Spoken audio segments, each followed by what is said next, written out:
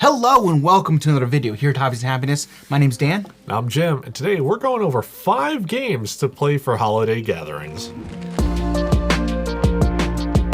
All right, so this is gonna be basically our top 5 list of games that we enjoy to play at the holiday gatherings. And you know what? We're gonna pass all these on to you. So we're gonna start off. Number 1, Here to Slay.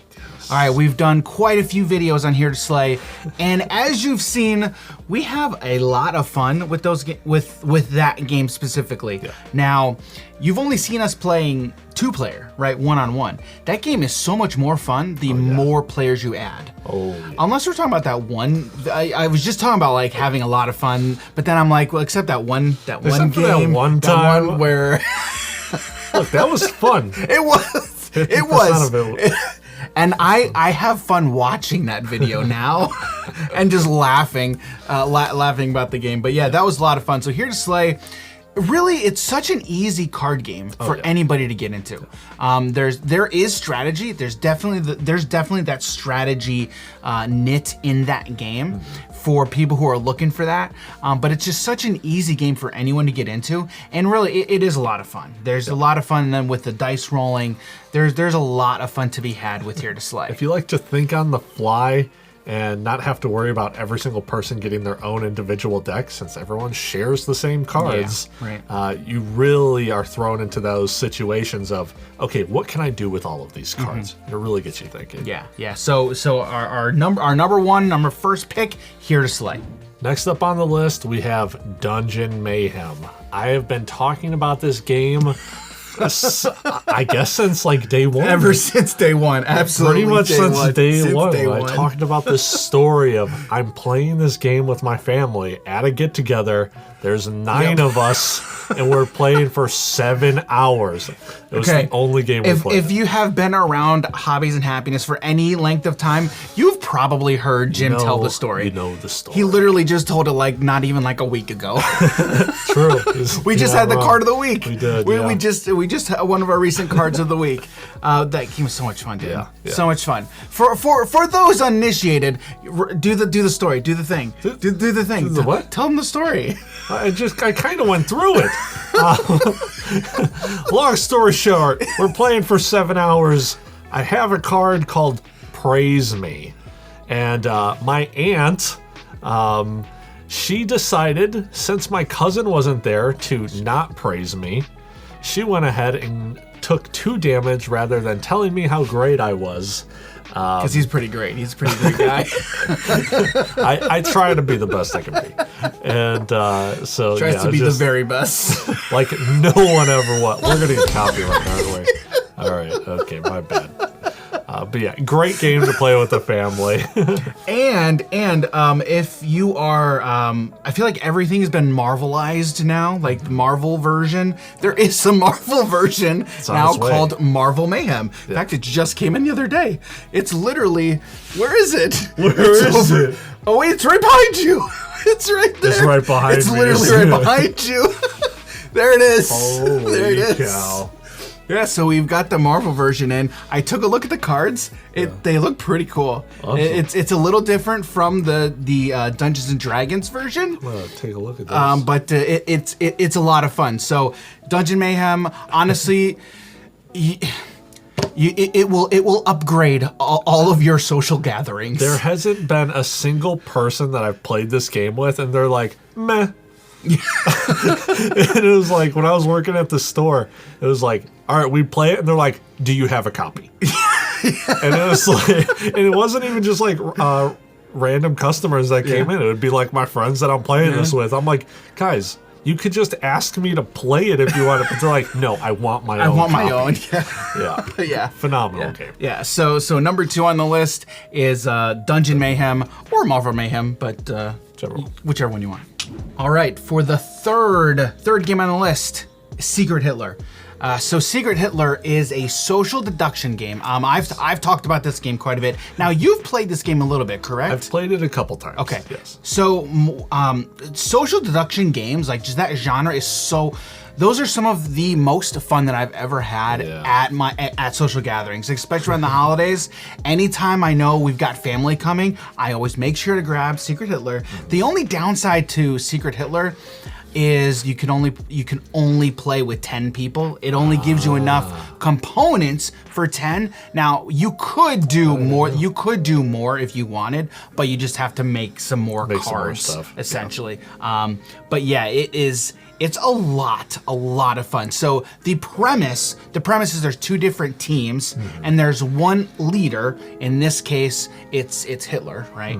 And the good guys are trying to find out who Hitler is so they can eliminate him, essentially. However, the good guys don't know who anybody is. The bad guys know who the bad guys are, but Hitler doesn't know who anybody is. So it's one of those, it's the Spider-Man meme. It's literally what it is. And so the whole time, it's everyone trying to convince everyone that, no, I'm a good guy. Yeah. Don't do anything to me, I'm a good guy. You gotta lie to people or tell them the truth. One of my favorite things that ever happened in this, our foreign exchange student, Peter. Oh, yeah. So when you're playing with a foreign exchange student who doesn't know the English language very well, he is already at an inherent advantage. You're playing on expert mode. He is already, because you're like, what are you saying? Are you telling? What are you saying? Get a read on him. And it turns out, so he was Hitler and he won. He won. I'm like, oh my goodness. You've never played this game and you did amazing. Yeah. So good. Yeah. So good. So Secret Hitler, you will never, it's another one of those you'll never have a bad time. Yeah. You'll never have a bad time playing Secret Hitler. So the number 3rd on our list is Secret Hitler. Next up on the list, we have Farkle, or I like to call it 10,000. It's a dice rolling game where you pretty much press your luck. You need nothing other than a sheet of notebook paper, a pen, and some dice. I've learned playing with 5 dice. You can also play the game with 6, and Farkle out of the box comes with 6 dice, I believe. And or maybe it's 5. I don't know, honestly. Yeah, you can actually buy a box. Yeah, it's an actual called Farkle. game called Farkle. Yeah, but you don't need the actual box to play the game. Yeah, and so it's a little bit of like you're getting matches. So it's like, all right, I got 5s, I got 3s, whatever the match is, or you're looking for a straight. I guess a little bit like Yahtzee as well. Yeah, and, very similar to Yahtzee. And so you're trying to bank these points and be the first one to get up to whatever the amount is that you're looking for. So for 10,000, you're trying to get to 10,000, 5,000, and 1,000, whatever number you want to set the game to. But it's super easy to get into. No one really has to know how to play the game, and it's just like roll the dice and see what you get. Yeah. If it's a brand new person, if Dan's just learning, I'm like, okay, which is what happened last time. Yeah, it's like I'm playing 2 hands, really. I'm like, all right, well, this is what you got, this is what you keep. And over time of me just telling you how to do it instantly just becomes second nature, and you just start to know. You're basically like matching up certain dice of the same ones, and then, okay, I get the most points with this, so I'm going to use those ones, I'm going to re-roll these ones, and then you get the hang of it very, very, very quickly. And you build up like either 50 points or 100 points, depending on if you roll a 1 or a 5, and that's the bare minimum that you can keep.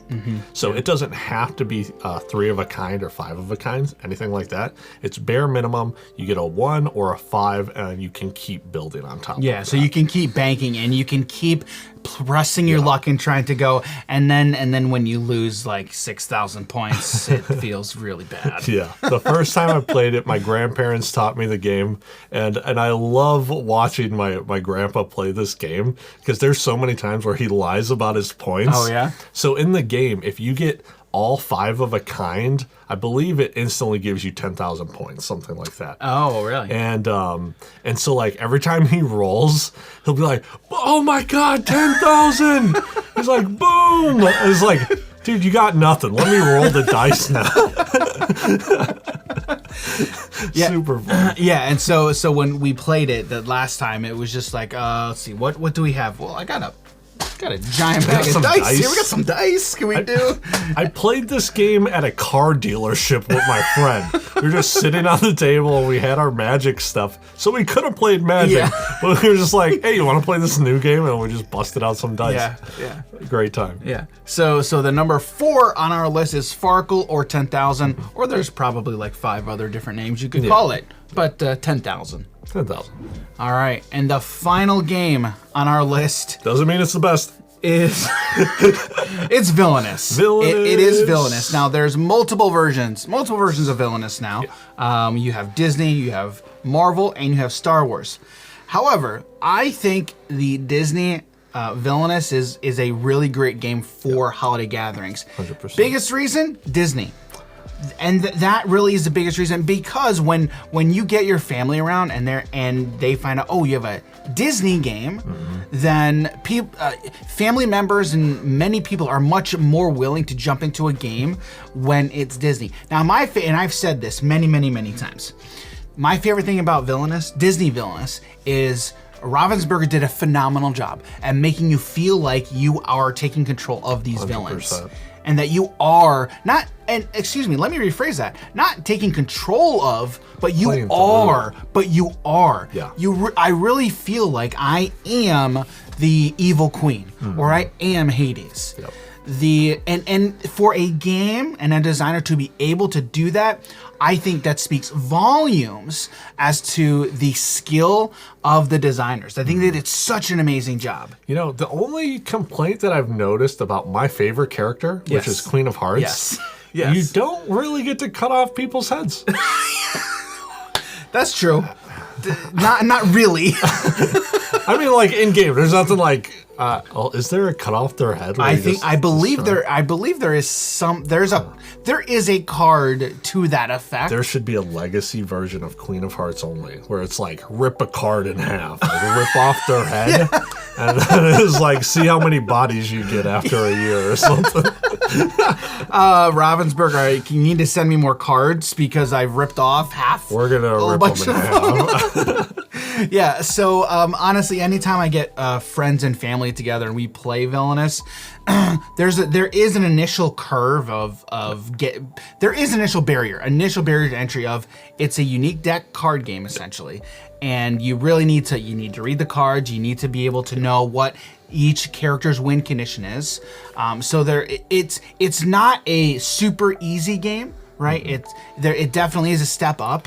Right, and so if your group is into those types of games, I think Disney Villainous is definitely gonna be right up there. And honestly, at the end of it, but playing through the game, you're just talking all about Disney and I remember the first time I played it, I had so many great things to say about it, about the cards, the components, everything about it was just so much fun. Yep. So Villainous, and again, you've got Star Wars now. You have Marvel. Yeah. We enjoy the Marvel version a little bit more than the Disney version. A little bit more interaction. There's a lot more there for people like us. I've played a 6-person game of Villainous. Card game players. Yeah, for anyone new to the channel. Card game players. Yeah, so definitely you need to check out Villainous. Oh, and I got one more, Jim. I got one more. An honorable mention. Pass the Pigs. Have you ever played Pass the Pigs? I haven't, but I know you've brought it up. All right. So it's like depending on how they land, right, you get points. All right. So the game is you have 2 dice that are shaped like mini pigs. Okay. They're literally shaped like pigs. You roll the pigs, and depending on how they land, you get points, right? So it is like 10,000, okay, where it's trick taking, okay, and you're banking your points, and then if they land a certain way, you can lose all your points or you can bank them. Growing up, we had so much fun playing this game, and then in fact, when my wife and I got married, we had our first New Year's Eve party at our house. We busted out Pass the Pigs with all the family. Great time. Great time. So if you're gonna play 10,000, you definitely should also get Pass the Pigs. I need to try it then. 100%. That's the video. That's it. It's over. That's the list. What are you doing here? That's go home. That's our list. But before you go home, we want to know. Yes. What's yours? Yeah. What are some of your favorite games to play with your family around the holidays that, maybe we could try? Maybe we could. I'm always looking for new games. Always looking for new games to bring to holiday gatherings. I'm the guy, I am the one in the family who brings the bag. Brings the bag full of games. Like, all right, guys, what are we playing? What are we playing? That's me. I just bring one game. You just bring one. He brings one. I just bring Dungeon Mayhem, and I just know. He knows they're going to be up until 4 o'clock in the morning playing Dungeon Mayhem. Yeah. I like variety, so I bring a lot of different ones. But then, now I can actually add Dungeon Mayhem to my list. I just need sleeves. I need sleeves. So, but again, we want to know what are some of your favorites. So let us know down in the comments below. And you know what? We hope you all have a very Merry Christmas and enjoy the time with your family at the holidays. Thanks everybody for being here. We'll catch you in the next video. See you, everybody. Take care.